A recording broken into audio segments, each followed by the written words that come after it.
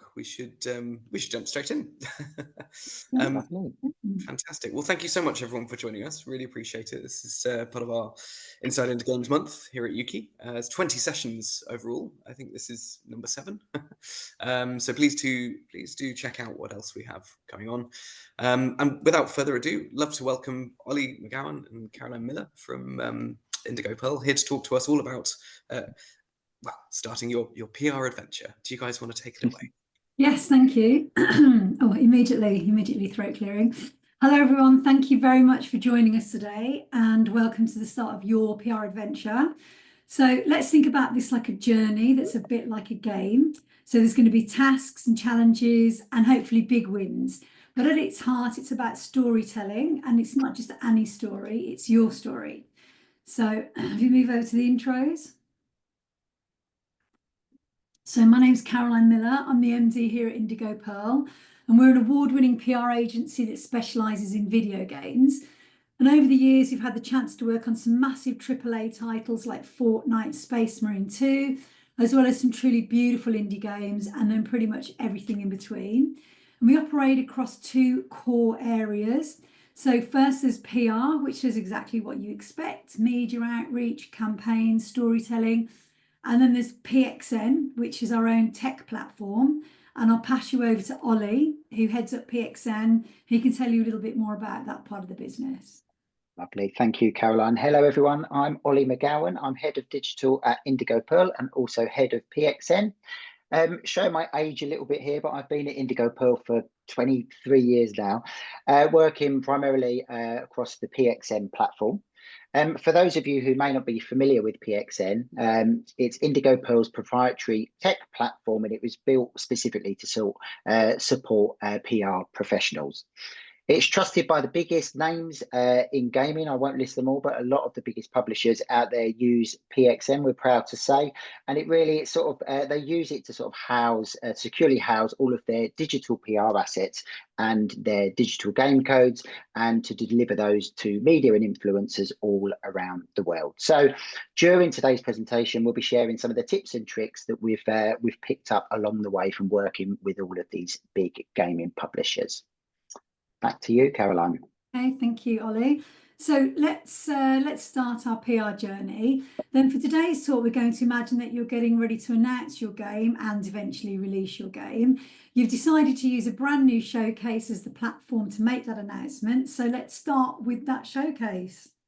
Here we go. So we thought this is funny when we were writing this. So the showcase you've chosen is Twigs, and it's hosted by this new guy that no one's heard of, Jeff Keyboards. So let's have a look at what the build up to that could look like. So in the beginning, and just like every great story, this presentation will have a beginning, middle, and an end. We're going to start at the beginning and start with your story. So you are here, your quest begins. We'll assume you don't have a PR agency or person. You're doing this by yourself, and you need to navigate the whole process yourself. So we'll break it down into 3 key stages. So before the announcement, the big reveal itself, and then what happens afterwards. And the truth is that by far the most important part is the before portion. So that's where all the real work happens, the prep, the planning and the positioning. So in this section, we'll walk you through what the preparation should look like and give you a peek behind the curtain at how we, a PR agency, would approach this for our clients. So the very first thing to think about is your North Star. Before you do anything, before you write a press release, before you pitch a journalist, before you post a trailer, you need to ask yourself, what is my North Star? What is the essential thing about my game and myself, if you're an indie, that makes it stand out? What's the core of what you're trying to say? So this idea, this North Star, if you like, should guide everything. So not just your marketing, your messaging, but how you talk about the game, how you frame it to the press, and how you build a community. It's the answer to why should people care about this? So to get this clear, and the rest becomes much easier, because now you're not just promoting a game, you're telling a story with purpose. So some kind of questions to help you to frame this then. why your game. So why does your game exist? What drove you to make it? What was the spark? What was the mechanic you couldn't stop thinking about? What, story did you have to tell? Or maybe it's a game that you wished existed when you were younger. And that why is very powerful because it's the heartbeat of the project. And it's a thing that people can relate to. And we see this time and time again in our clients when they sort of start to talk about why they made the game, like, what their influences were. That really, it's really powerful. And that's the bit where you can see the journalists kind of start to get it. Sorry, I have like a million meetings popping up. And who did you make it for? So who are you speaking to? Every great piece of creative work has a muse, a player in their mind that inspired the tone, the mechanics, the world, and then what do you want your audience to say? So if we flip this, try to think about once they played the game, what do you want them to say? Do you want them to say things like, oh, this game made me really feel something else, or that was the most fun I've had in ages, or I really love the story? Knowing what you want your players to say really helps you shape both your game and your message, and it helps shape your story. So in summary, when you build a strong narrative around your game, one that's rooted in why it exists and who it's for, it becomes more than just a product, and your players will carry it forward in their own words. And that's really the mark of a good PR campaign, when the message doesn't just come from you or a PR agency in this case, but it comes from all of the people who play it and love it, and it comes from everybody who cares about it. And a quick writing exercise for you. Don't worry, we're not going to make you do this right now, but like a really quite nice thought experiment is for you to, once you've looked at, the core ideas, the why, the emotional hooks, is to try and express this in 3 ways. So there's the 10-word version, which is your punchy elevator pitch, a one-liner that you might tweet, or a headline or a trailer tagline. The 100-word version, which is great for pitching, introducing your games, good for websites and showcases. And the 300-word version, which can be the basis for a press release, Steam page, or about section. Having these versions ready makes everything else much easier, and it makes everything very consistent as well. So on to the next page then. So fun fact about Indigo Pearl is we were bought by Keyword Studios a few years ago, and now we sit alongside some really excellent marketing companies. So we decided to reach out to a few of those for this presentation. We've interweaved some of their expertise to help you as well. So Itchy are an absolutely excellent marketing agency. They excel in branding. We asked them for a little takeaway about branding, and this all fits into, your North Star and who you are and everything. So what they said was basically your brand isn't your logo or your trailer, it's the feeling people have when they hear your name. So once you get that locked down, it can define everything that follows. And that's brilliant advice from Itchy. So the next portion we're going to talk about is sort of under the heading, thinking like a PR. So this is stuff we would do, in other words. So the first thing that you learn in PR school, which I didn't go to, but I think it does exist. So day 1 in PR school, all PR training is read everything. In this particular business, in this particular sense, read like a business, we mean keep up with the trades, the industry news sites. There's some that we put here that we kind of follow, some newsletters, podcasts and blogs. They tell you what's happening in the sector you're about to release your game into, helps you understand the landscape, helps you understand the trends that people are talking about. So the chances are that you follow a lot of these already, but we just wanted to mention this because this year alone, this has completely changed. The whole landscape has completely changed. There's been a lot of new content. I will say, I think reading everything is tough, especially when you're making a game, which is a very onerous task. So the advice here is to kind of pick a few. Don't beat yourself if you can't beat up yourself, if you can't keep her up every day. I pin them in my inbox and kind of catch up when I can. And I think of it not just as research, but also kind of inspiration as well. And then moving on to read like a gamer, but with a PR brain. So we think you're probably reading a lot of these outlets already, but if you go back to these outlets and try to read them like a kind of a PR or comms person, so by this I mean sort of like, you know, have a look at what looks to be placement by PR and what looks like it's very organic. What features are journalists constantly highlighting? And this changes over time as well. So at the moment, we see like a lot of talk about accessibility. That wasn't always the case, you know. It could be narrative, it could be art style, but just kind of like have an eye open to themes that people write about. And then most importantly, who are the writers and publications who would love your game? Then start to build a database, just a very simple spreadsheet, jot them down. This is your database of people that you can reach out to. Not only do you know who you're reaching out to, you know what they like. So you're much more sort of like armed to go and talk to them.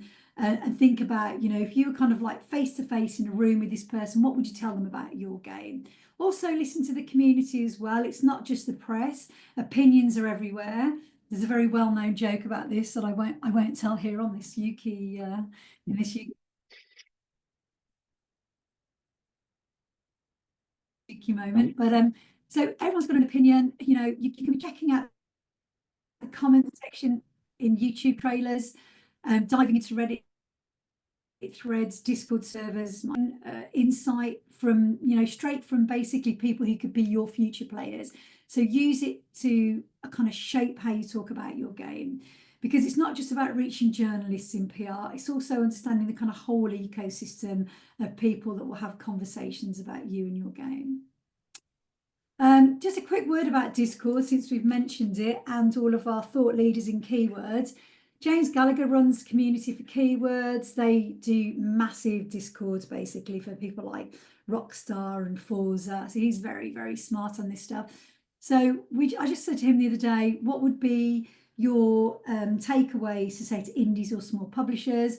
And this is what he said: to understand that Discord is, you're encouraging your community to talk to each other, not necessarily for you to do all the talking, but you're encouraging their conversations.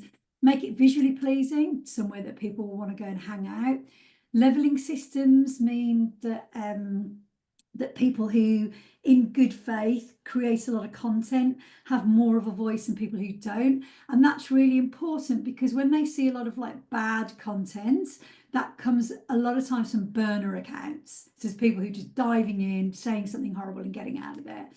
And also keep it interesting is also to negate negative posting. A lot of times very bored Discords can throw up a lot of negative posting.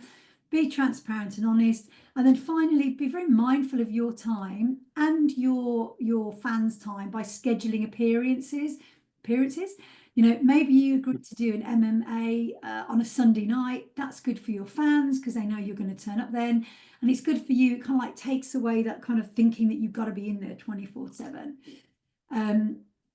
Okay, and then moving on to sort of heroes and enemies, by which we just mean your competition. Set up Google alerts, look at what they're doing. If I have to work on a new game, I go not only and research the game, but all of the games around the game, all the properties that journalists are going to judge you against. You know, where you're going to find the same communities are probably going to come over to you. Look at how they're positioning themselves, what language are they using, what shows are they attending, who's covering them and what they're saying about them. This isn't for copying, it's for context. So it really helps you stand out, helps you understand where you fit in, helps you understand where you might want to pivot. So, you know, their stories can inform yours, so you're not launching into the void. You're launching with intention, awareness, and a plan. And now I'm going to hand over to Ollie, who's going to talk more about the PR tool belt. Lovely. Thank you, Caroline. Firstly, apologies if anyone can hear a dog barking in the background. I do. Yeah, so on to the PR tool belt then. So there's no definitive list for these tools. You know, there's lots of variations available online. We've just sort of cherry picked some of the ones that we find useful at Indigo Pearl, and also ones that are quite cost effective as well. You know, if you're sort of looking to start out, there are some sort of cheaper offerings out there, which is really helpful. So we've sort of broken this down into 3 key areas. We have discovery, delivery, and monitoring. Now, to look at the discovery tools, we use Muckrack as an agency. It's fantastic to build a media database and to start pitching media from the platform. It's also great for reporting and analytics as well. Now, again, we have to have like the enterprise solution for this, but I do believe there are like some free options available, so it's definitely worth checking out. LinkedIn feels like an obvious choice. Love it or hate it, it is quite useful for looking for contacts, for getting involved in the conversation, but also for giving yourself a bit of a voice. You know, there's lots of conversations and topics around gaming that happen in LinkedIn, so it's good to be a part of those. Hunter.io is quite helpful. Contact Finder, it has quite a nice Chrome extension. If you need to find details from a website or something like that, it can help you find email addresses. Streamforge, the PR team use this for influencer discovery. It's a really nice tool which allows you to discover influencers, but also discover influencers who are interested in similar brands and your title and that kind of stuff. Now, again, I do believe that is one where there is a free element to that as well, so it's probably worth having a look. Onto Feedly. Now, one of the guys in the office recently sort of brought this up, and I think it ties in nicely to what Caroline was saying about, you know, we've just talked to you about, you've got to read all of these newsletters, you know, you've got to follow all these media outlets and stuff like that. There's a lot for you to do. You are just busy trying to build a great game, and then you're sort of got to do all this on top. So Feedly is a really nice one. It will just consolidate all of that news, and it will give you like a daily digest of the headlines, which can make things a bit more manageable. On to delivery. Canva, I'm sure you've all used before, but it's really great for creating social content and bringing your brand or your game to life and giving it personality. Do Press Kit, again, this has been around for a long time. It's Rami from Vlambeer, but I think the ethos of what Rami's doing sort of relates to what we do on the PXN side. It's just giving like a great and easy snapshot of your game for press and influencers. Now that's open source and free to use, but it's just going to create like a web page of all of the details really that the press need to talk about your game. MailChimp, I'm sure you're aware of, but they have a free service for email marketing. Loomly is a social media management tool now. I think the most commonly used is Sprout Social. However, Loomly, I have heard from our keywords community team that it is a great alternative, and it's also much cheaper to use as well. So that could be a good one to look at. And then Google Drive and Google Docs. You know, I'm sure you've all used this before, but in terms of organization and structure, this is a really good tool to house all of your digital content. It's going to make it easy for you to distribute and easy for you to access and that kind of stuff. So we really sort of advise getting that set up early. And then onto the monitoring aspects, Caroline touched on Google Alerts there, looking at competitors, but you know, you also want this to track your own title as well. So you're going to get alerts anytime coverage is posted online.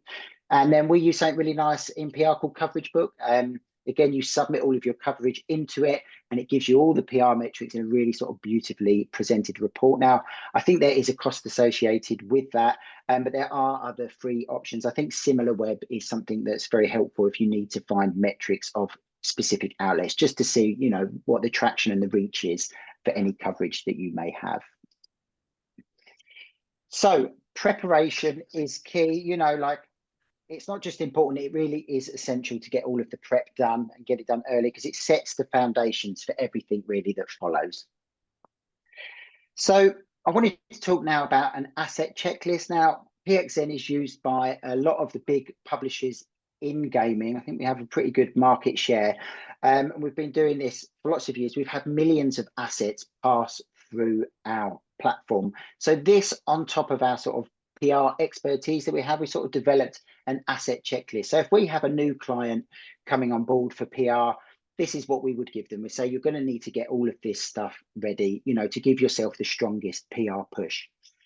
So the copy side of it, Caroline sort of touched on the writing aspect of it there, and there's press releases, which we'll actually talk a bit more about in this presentation. But dev bios and headshot, make sure you have like a really nice bio, an interesting story to tell, and headshots to go with it. Game information is pretty self-explanatory. I think one to highlight there, estimated playtime, you know, that's useful information for press and influencers. How much are they going to need to block out of their time to build the review? Static asset types, screenshot, logos with transparent backgrounds, key art, cover art, concept artwork is a great way to tell a story. I think the key to your static assets is really to show variation. You know, don't have 100 screenshots that are all, you know, very similar. Show, you know, show different variations of your game. Video we'll touch on slightly on the next slide, but you know, you need to have your trailers, you know, you need to have B-roll, which is really useful to share. Gameplay GIFs are also really helpful for social as well. So all of that stuff is really key. File types, I think really just to say here, just keep them manageable. Like do not send a 20 gig B-roll file to your entire press list because it's going to be a nightmare for everyone, including you. So keep your file types manageable and web friendly. Finally, sort of to touch on this one, name your files. Now, I know this sounds, you know, sounds like a simple thing to do.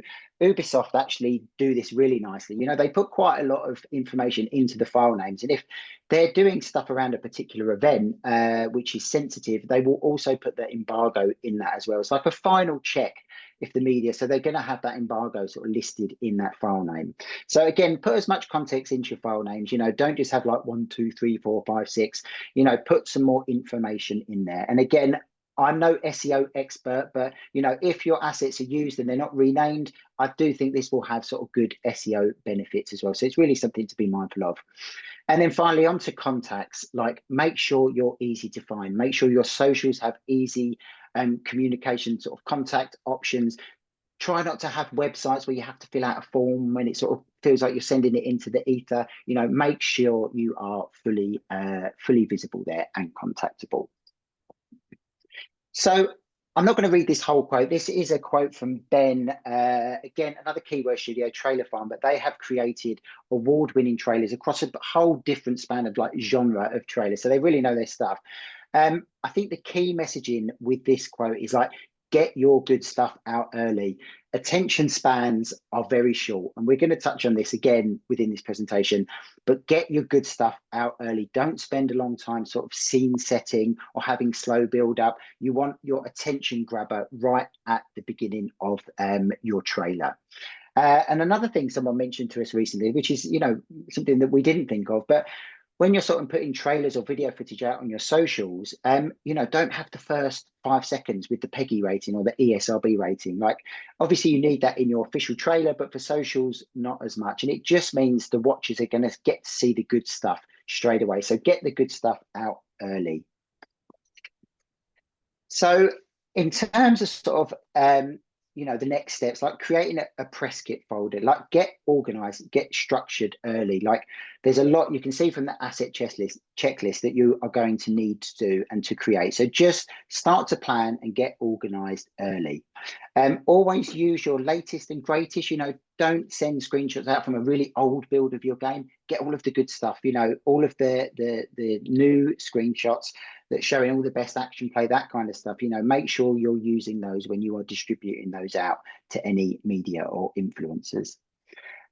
We recently had, we have like a lot of training at Indigo Pearl, and sort of at the beginning of the year, we all decided to do like a social photography class.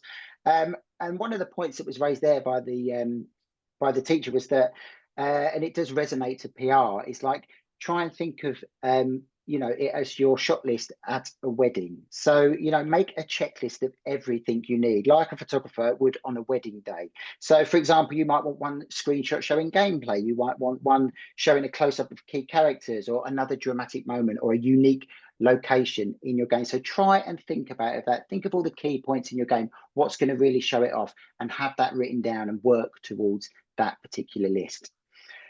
Think about where your assets are going. Are they the right size and format for each platform? Will they look best on social media, news sites, or storefronts? Have you given the best metadata possible? So sort of ask yourself these questions when you're sort of building all of this out.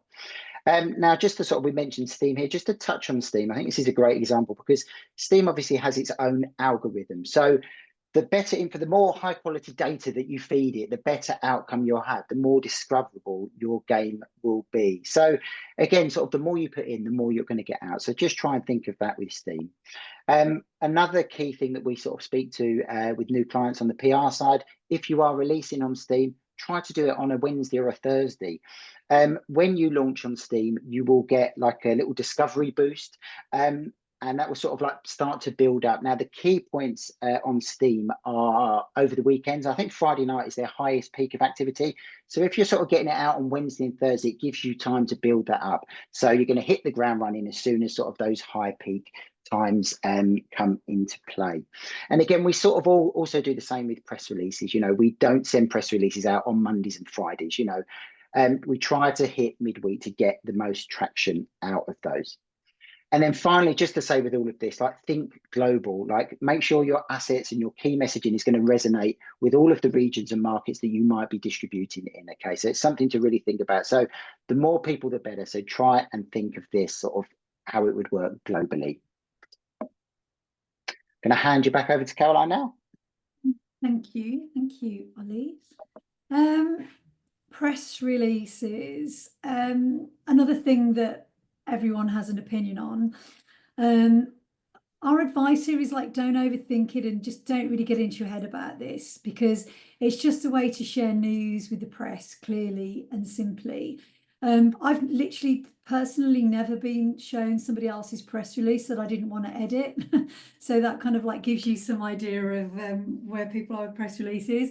But just kind of, you know, keep some basics in mind, keep it short and sharp. You know, we say, you know, kind of like one subject per press release. So it's like, I am launching. This is, you know, don't sort of like try to cram a lot of information in there. I think it was one of Clinton's advisors who said, if you say 3 things, you say nothing. So just kind of think about that as a press release. It's not to impart a lot of information. It's normally kind of 1.5 messages. Don't spam, be targeted and thoughtful about who you're sending it to. Remember your audience, remember you're writing to busy journalists. Again, avoid Mondays and Fridays because you're just going to get kind of like lost on those days. And I can't actually remember the amount of press releases a journalist told me he got once. At the moment, it can be like 200 a day. So yeah, you know, to try again to your header, try to grab attention with your headline and don't be too kind of like boring and have a bit of personality. And when I talk about personality, structure is important, but personality does really matter in your press releases. Like your tone of voice should match your game and your company. So an example of this is when we write for Devolver, we're quite fun and irreverent, you know, that's their brand. When we're writing for CCP, who make EVE Online, it's more serious, more law heavy. So that reflects their tone. There's a lot of guides out there that will just get you started and templates. And honestly, ChatGPT will get rid of the empty page for you and come up with at least a first draft on there. And that's a picture of Anita, who's our head of PR, who just wrote a piece on this in MCV, if you can dig that out. Then moving on, actually staying with Anita and staying with CCP. She was just over in FanFest in Iceland. When she was there with a bunch of journos, she said to them, or we got her to say to them, what do you hate? So this is a very fresh list of journalist hate. That is kind of timeless as well, though, I will be honest. So like file names being unclear, so you got to go back in and actually have a look at what, you know, what the file is. Non-web friendly assets, embargoes, giving me too short notice. That means like people sending something at 9 AM in the morning with a 2 PM embargo just doesn't give people enough time to write stuff up. No highlight of your embargo timings. Like as PR people, we'll probably say the embargo about 400 times and sometimes in like 72 font and in red. And no easy access to the assets. So I think like sort of the overarching theme here is make it easy, remove friction and make things easy and easy to understand for your press. And then kind of finding the right window as well. Timing matters a lot. So choosing when to announce your launch can be tricky, but it's worth paying attention to what's happening. So don't go head to head with major releases. October and November are nightmares. Global showcases, like unless you're in the showcase, don't announce near the showcase or even the week after the showcase when everyone's kind of processing the showcase. So just kind of avoid really crowded periods. I know that's easier said than done. It's probably the question that we get asked the most. Like, I'm not psychic. I can't tell you when everyone's going to be dropping news, but but you do know there are some big things coming. So at least try to avoid those. And then moving on to embargoes. So like embargoes just kind of allow journalists time to prepare. So if you send out something on Tuesday and give them a Thursday 2 p.m. embargo, just gives them time to prepare. The reason we do 2 p.m. embargoes is it gives America time to wake up and kind of catch on as well, and and get organized. So what you kind of want to do with an embargo is you kind of just looking at it as like a signal. It's like a stamp you've put on the week where all of your news is going to go live. Your press release lifts if you've done an interview, the embargo lifts, or you're putting all of your stuff on your socials. It just means that for one moment in time, everyone's going to be talking about you, and that really builds hype. It's kind of a curtain lifting effect that means that you become unignorable. So we're sort of moving up to the middle of the story, which is, I think, in most kind of books where a lot of action happens. And we're just before your announcement. So, like let's say, a day before, all your preparation has been done, everything's been written, your press release is out under embargo, all of your logistics are locked in, your support team is on hand. And by support team, I mean just small things like, your friends, your cheerleaders, your family.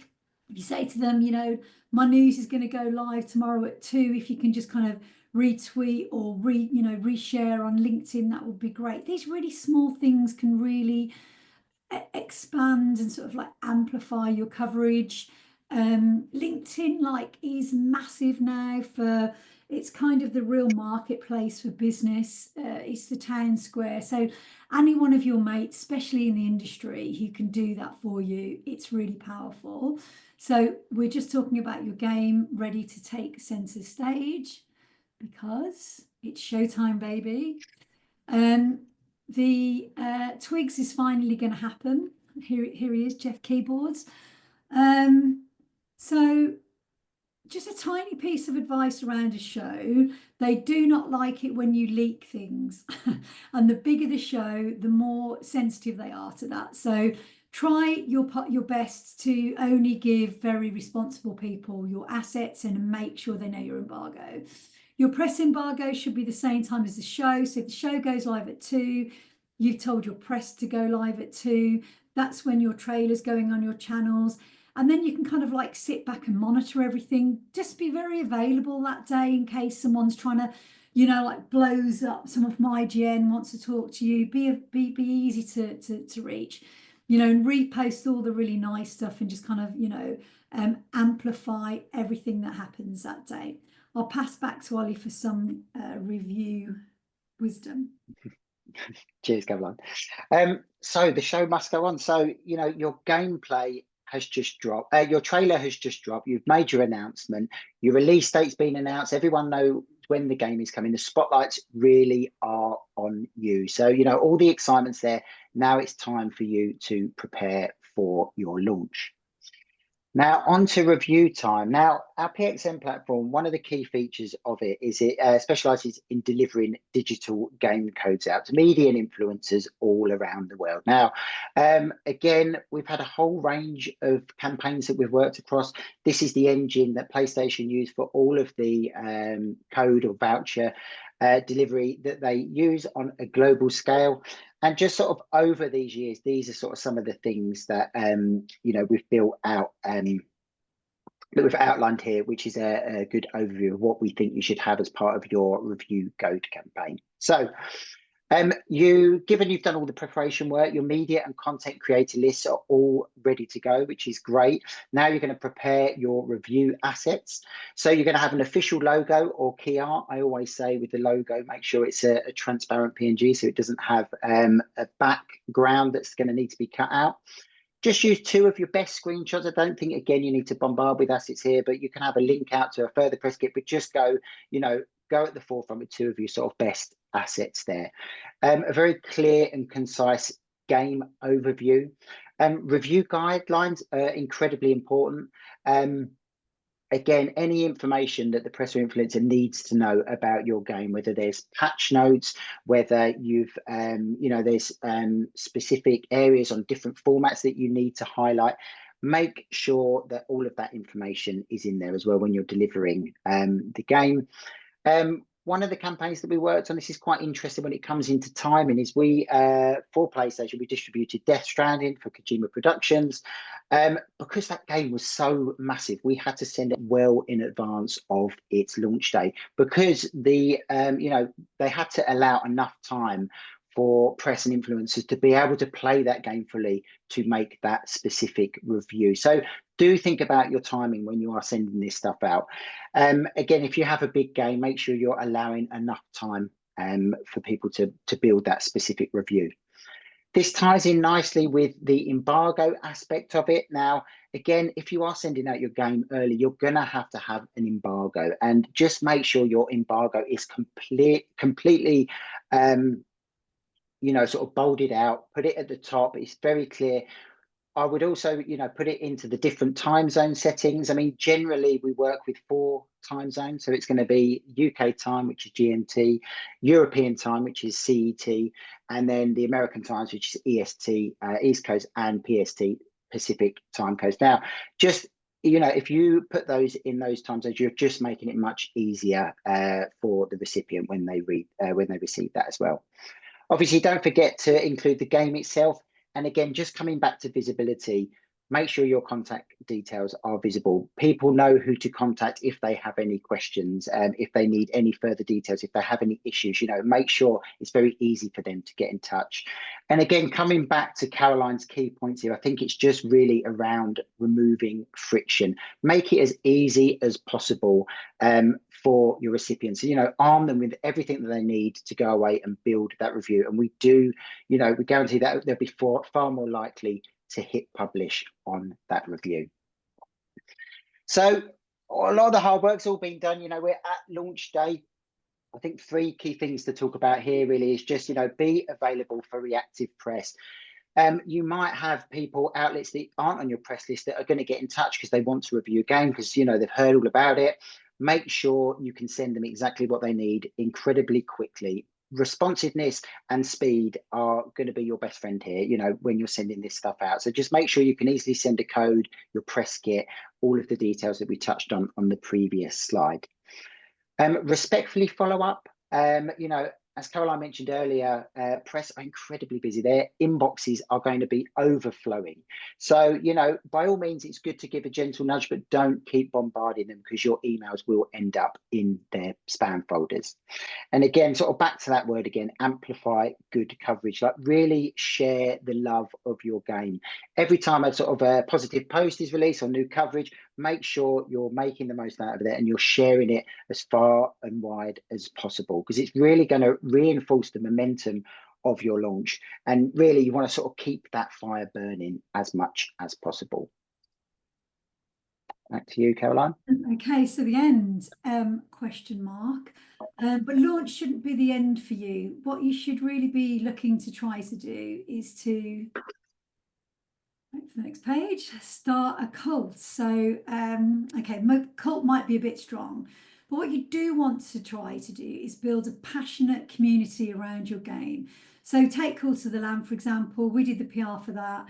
They absolutely ran with that theme and it really worked. So they nailed it on socials, constantly sharing, celebrating fan art. They engaged directly with fans. They created funny, shareable moments. They collaborated with other brands. So it didn't just feel like a promotion, it felt much more like a conversation. They went big at events, they had amazing merchandise. If anyone's been to an event recently, I'm sure that they saw the lamb mascot roaming the show floors. That's fantastic for photo opportunities as well. Again, amplifications, pushing you further. They even ordained a wedding in Australia. So, they were really running with this. But the main point here is when fans feel connected, whether it's through memes or merch or community events, that's when you're not just launching a game, you're really building a movement. And on to our final piece of advice from a keywords agency. They're called Waste. They do brand building and outreach for some of the biggest games out there. And they have what they describe as a fan-first approach. So we said to them, well, what does that mean and why is it important? So they replied with, empowered fans, they care more, they share more, they spend more, and they defend more. So if you can commit to collaboration, your fans will really be the lifeblood and, mean that you'll have lasting success for your game. So our final thing to ask you to remember is the gaming circle of life, which isn't a thing, we just made it up. But anyway, press influencers and community aren't siloed. So they all pay close attention to what each other are doing and they often feed off it. So just because you've got a member of the press doesn't mean that they're not in your Discord. If influencers are talking about your game and it's blowing up, the press will notice. If the press covers something cool, your community made, that gives influencers new content, your community love it. So, if fans are really creating buzz, others want to know why. It's all connected. So don't just treat post-launch as done and dusted. It's part of the cycle. So now you're keeping the conversation going, amplifying with cool stuff, and staying active. And that's how your game stays in the public eye for longer. And that's how new players keep discovering it. So we'll just finally talk about the epilogue or the summary. Think right at the beginning about your North Star, who you are, how you tell a compelling story, make your messaging clean and clear, present it in a way that people can, access very easily. Understand that your brand is about feelings and not just visuals or maps or, or weapons. Create an asset checklist. Make life easier for media and influencers. Time your embargoes well. Amplify everything that you can and engage your fans. And then if you do all of that, they all lived happily ever after. Hopefully, maybe. So yeah, we're here for a few questions. I think we've got the hour. I hope that was Absolutely. okay. Yeah, thank you so much, Caroline and Ollie. That was really, really interesting. We don't have any questions in the chat at the moment, but I guess my sort of comment on some of this is, I suppose it all makes total sense, and in an ideal world, everything would be sort of quite carefully sort of planned, meticulously, and everything like that. I mean, I'm conscious that throughout the development cycle, certain things are gonna sort of change and evolve, and maybe is there a way to sort of address that in certain sort of aspects of PR and press? Is it worth sort of putting a nod to some of that? Is it worth referencing sort of that things have changed, or just sort of storming on, forging ahead? I mean, listen, if you're developing a game, you're probably doing one of the hardest things in the world, and you're trying to create art, within technology that's constantly changing, and stuff's happening all the time. So you have to be realistic. But if you don't sort of like plan, if you don't do any of the planning, you're going to have the PR chaos on top of the games chaos. So there's nothing that we're saying. At one point you have to like kind of put your mark in the sand, right? You have to pick a release date. You have to announce. So, but to say that you haven't had absolute chaos before that and have had to move that several times and deal with that, I mean, absolutely, it's the games industry. You're making a game. It's very, very hard. You have to have the flexibility to roll with it. But I will say the one thing about getting organised is, like, even as a professional PR agency and even with very, very big clients, we've had absolute chaos because someone can't get us a headshot, because they don't like the headshot that they've got. And like, you'll lose coverage because they'll send you the world's tiniest logo and you're like, well, we just can't put that on a press release. So having those things done doesn't negate the chaos of making a game. It just means that the chaos of doing PR is dealt with. But yeah, you will be quite dynamic, and yeah, for sure. I'm not swearing on here because I got told off at the beginning, but stuff happens and you do have to roll with it. But nothing, getting organized has never made anything worse. Yeah, that's very fair. Okay, we've had a good question in the chat here actually, around sort of negative comments and whether to engage or ignore, or maybe how to address them. What would you? Obviously, there's a variety of different sort of types of negative comment, I suppose. Yeah, exactly. That's the first thing. It's kind of like if they're just kind of saying that, they find the game mechanic, on level 3 a bit clunky, then, you might want to get into that. If they're kind of making comments about your family, then, you might want to ignore that. So it's just kind of like in what good faith, is it in good faith, because some people come to you and they're just kind of really being in good faith, giving you feedback, and you might want to engage with that. If people are being rude or aggy, I personally feel to not engage with them is my, if you any PR person, if you go to any PR person and say like this person's kicking off on Twitter, it's just you're just adding fuel to that, kind of step away. They don't really deserve you. We've all had an argument on Twitter, and if I did a poll of everyone who's had an argument on Twitter and said, how did you feel that everything got resolved and that you kind of came to consent? No, you didn't. You just got very angry, and and everyone got angry. So I would say, don't deal with negative comments. I would say something about negative comments though. I think that they're very horrible. I don't really want to kind of like make light of them, because when they're directed at you, it's horrible. It's horrible. You'll like lie there at night not able to sleep about it. I don't want to kind of make it sound trivial. I think if you've got friends and people that you can support and stakeholders and mentors to talk about these things, that's really good. But don't really jump in, I would say. But is it negative, or is someone quite sweetly saying something that you might be able to kind of reply to? What's your paid versus organic in your paid influencer? So I think that sorry, I'm going to be really really fancy here. I'm going to sound like a politician. Paid versus organic. So, if you looked at something like Fall Guys, where it was just all organic, everyone lost their minds and it was all organic and they didn't pay for anything. And then they made a virtue of not paying for anything. They're like, if you see influencers talking about us, we're not paying them, right? And that's kind of like, best case scenario. If you can get your game to that point, then that's great. Sometimes you can't get your game to that point. Sometimes you need to kind of like go out and find people. I'd say I would find people who you could imagine talking and loving your game anyway. So it has to look authentic. So I think about like paid influencers is that they probably would have talked about you anyway, maybe, but you're just kind of like bringing them in. You're bringing them into your club and you're giving them more content and better access and things like that. So I wouldn't go to someone who would never play a genre of game that you've made. They're over here, but they're massive, and you're going to pay them to do kind of 10 minutes of, really unauthentic stuff that they're not feeling, their fans aren't feeling. I just I don't love that.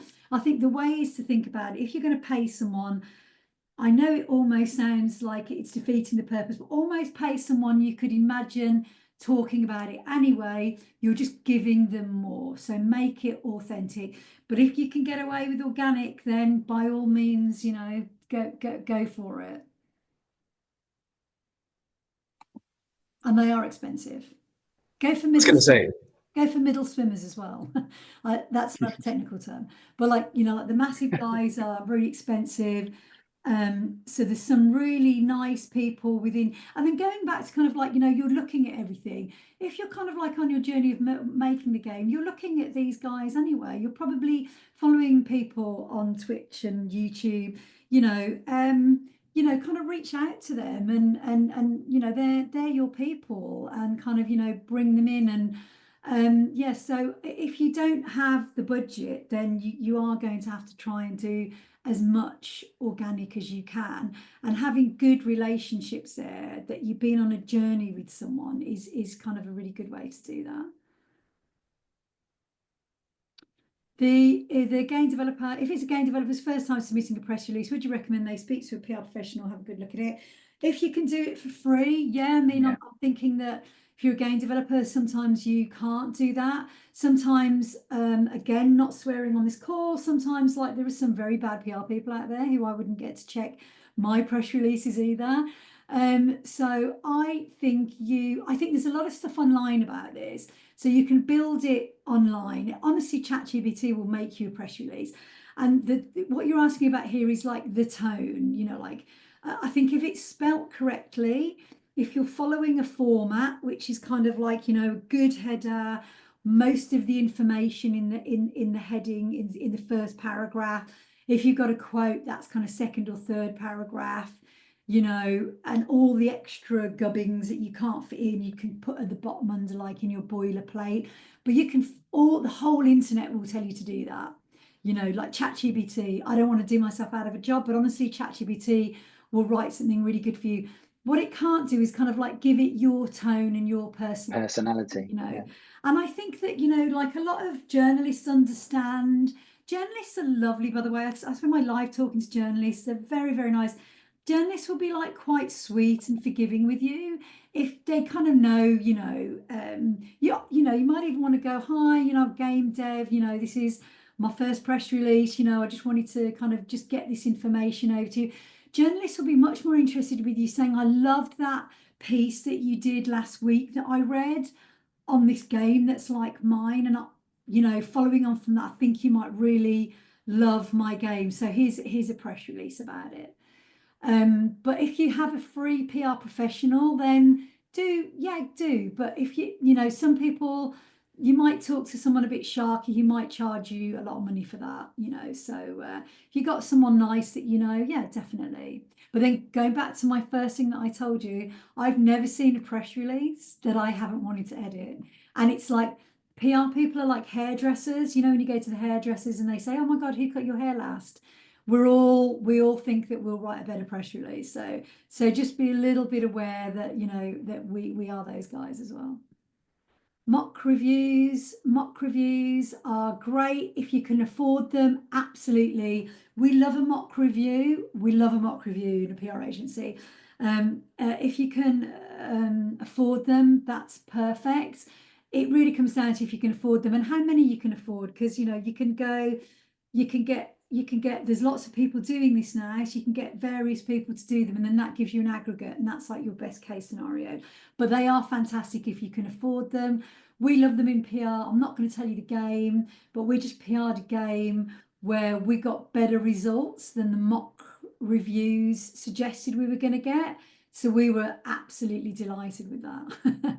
But they will kind of help you to, it goes out if you've got like really nice friends in the industry, and I think we probably all do, having someone that you really trust who's going to give you really honest feedback, I think is fantastic. So if you can get yourself a mentor, that's really good. And my take on the games industry is it's weirdly, I don't know how we've done this, but it's weirdly packed with very nice people who are very helpful to each other. So there's lots of groups out there and indie discourse and things like that. If you can find someone to give you some feedback, I think that's fantastic. And early access is great as well, isn't it? Because early access is maybe like too many opinions, but you will definitely get opinions in early access. When you do PR, how best to thank your... so I would not go online and thank a journalist for sticking their neck out for you, because they might not want people to know that they did that. So I think journalists don't really expect you, like maybe thank them privately, just to thank you. I would share something on LinkedIn to say I did an interview with these guys. Like I did an interview recently and they asked a bunch of women, it's that thing where it's International Women's Day, so as a woman I have to write something. That's the law. So I wrote a piece and it got put into this magazine, and I just read what everybody else wrote. Everyone else's contributions were fantastic. So I felt really good sharing that and saying, I did this piece, and just read all of these contributions. If I've done an interview with somebody and it's a really nice piece, I'll share it and say, this was a fantastic conversation. Thank you so much. But don't be out there thanking people, and you can't really send them gifts because all of that is just not really a thing. But like a really nice thank you email, it's great to meet you. Really, really, you know, enjoyed our conversation is enough, I would say. There are some great freelancers out there. They're not as expensive as agencies, especially those who specialise in working with indies. Yes, absolutely, definitely. There are some really nice freelancers out there who are doing this as well, for sure. Do you have advice on how to approach journalists? Obviously, I'm going to skip over that because it's anti-agency. Do you have advice on how to approach journalists for the first time? Yeah, that's a really fantastic question. It's really, really good. I think that going back to, so the piece of advice I'd have is make sure it's the right journalist, make sure you're approaching them at the right time. So, you know, it's a journalist who you think is going to write about stuff that you like. You've got their email, you've read their stuff, you've been doing your reading. You're approaching them with valid information. Here is my trailer. I am doing this. This is a press release. You're not kind of going, hey, I'm kind of in the middle of making this thing, you know, so, you know, you're approaching them with actionable. Emails are okay. You know, you can reach out to people on, I mean, Twitter, let's not call it X, but it is still kind of, you know, it's still big for reaching out to people. You know, socials, LinkedIn, at an event that they might be sort of at. And then I think, you know, the main takeaway is to not feel too bad, because going back to they're getting lots and lots and lots of emails. But I think, you know, as you're starting this journey, I get ignored by journalists all the time. Don't worry about it. You know, I don't get ignored by games journalists because I'm talking to them all the time, but I have to pitch, you know, mainstream journalists, and they'll just flat out ignore me. That's okay. That's, you know, that's what happens. So I think don't feel bad. They might just be busy, but go to them with something very tangible, very actionable thing. You know, flattery goes a long way, you know, like, oh my God, you know, I'm, you know, a huge fan, love your work, you know, they'll be like, oh my God, really? So, you know, but yeah, emails, social media, in person. Yeah. There's no, I mean, what are the, and psychically, maybe, I don't know, I can't think of another way to kind of do that. But yeah, it's hard. It is hard. Wonderful. Well, thank you so much, Caroline and Ollie. This has been really, really fascinating, and thank you as well for everyone who's come along. I'll be sort of sharing a video of this sort of on YouTube, but yeah, I think we should draw to a close. Perfect. Is that all good? Lovely. Fantastic. Thanks for the opportunity. Yeah. Pleasure. No worries, no worries. I hope you all found that interesting. It was definitely interesting for me.